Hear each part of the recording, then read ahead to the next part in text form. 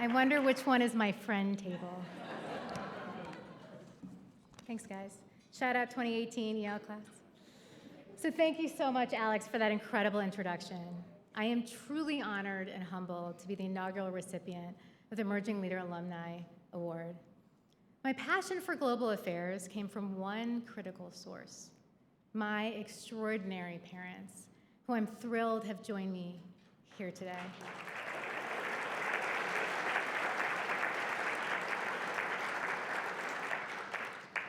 They were both raised in apartheid South Africa, their grandparents having been brought by the British from India to South Africa to be indentured laborers in the sugarcane fields. My father is a first-generation high school graduate, pursuing his education with unbelievable grit and determination, finding a way to pursue that education while having to work in the cane fields during the day. He ultimately became the first person of color to receive a medical doctorate in South Africa.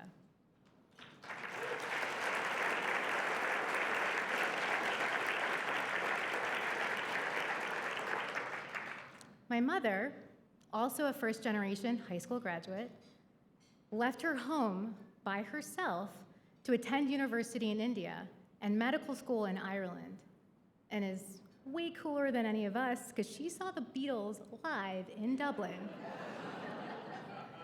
Her tenacity of getting on a boat by herself to travel from Africa to India at the age of 17 does not really explain her utter panic when I went to college a mere 5 hours away in St. Louis, but I suppose that's a mother's prerogative. After immigrating to the United States, they both chose careers in public service in order to give back to the country that took them in. My mother at the University of Illinois Health Services and later the Cook County Public Health System, and my father at the Jesse Brown VA, from where he retired after over 50 years of service to our veterans.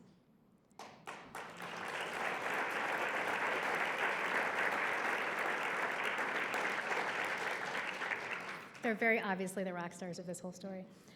Throughout my childhood, they were involved in global affairs organizations, including the Peace Corps-affiliated Oak Park Council on Global Affairs, where they gathered with other like-minded families to discuss world events and to continue their passion for education by raising money to build schools in underserved parts of the world.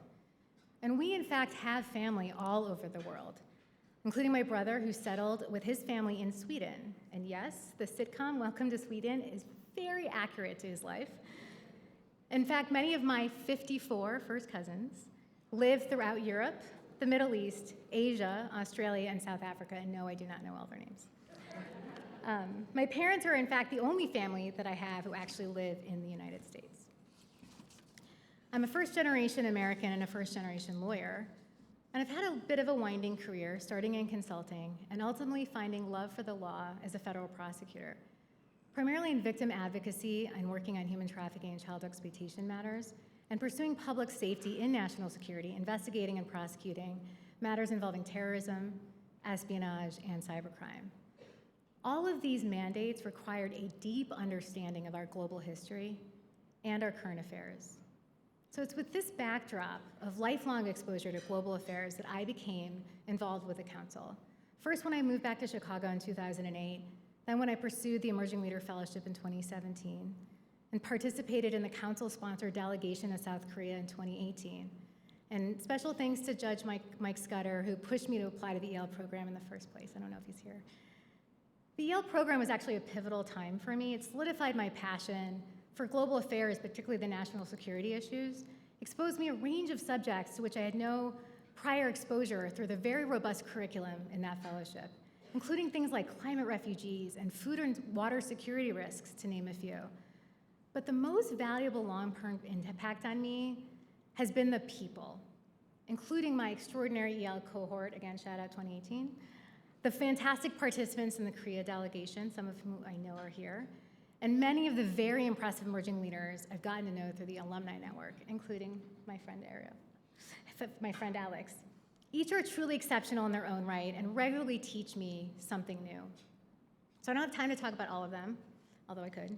I wanted to highlight a few who have become some of my closest friends and had a particular impact on me to sort of reflect for you, to understand Really, what is an emerging leader? It's a range of backgrounds, it's a range of experiences. Josh Ellis, the founder and executive director of SUM, a nonprofit that brings restorative experiences to people in the outdoors, he's taught me so much about the value of our outdoor spaces and how to think about water security, which frankly often terrifies me. Amrith Akri, a former state prosecutor and civil rights lawyer who fiercely advocated for rights of US-based Sikhs facing oppression and discrimination, and who's now the executive director of the Chicago Regional Division of the EEOC. Sharmeen Cruz, who founded and led the TEDx independent production, TEDx Wrigleyville, on which I was a producer. Over the course of 5 years, we brought the voices of over 60 speakers to the world, including some of you that are sitting here today, including Evo, with millions of views online for those TED Talks. Even filming many of them at Wrigley Field, which Evo got to do, for the few years during the pandemic. This actually made me have a new respect for the staff at Wrigley Field because I had to clean a section of the stadium after the months of non-use in 2020, so I don't recommend that. Chad Dubé, a public finance lawyer who by day is a big public finance lawyer at a big firm, but beyond that, he commits extraordinary amounts of pro bono hours advocating for asylum seekers via his work with the NIGC. Tim Jones, a motivational speaker with his tagline, "Leave no potential on the table." He inspires me with his words every day, and I hope you take that message away. Elisa Bachu, who committed her career to nonprofit causes, including refugees, as the current executive director of the Chicago Refugee Coalition. Chad, Lisa. And Lauren Buta, the founder and executive director of Girl Security, a nonprofit that seeks to empower girls and young women to pursue careers in cybersecurity and national security, an issue obviously very near and dear to my heart, and who graciously invited me to join her board earlier this year.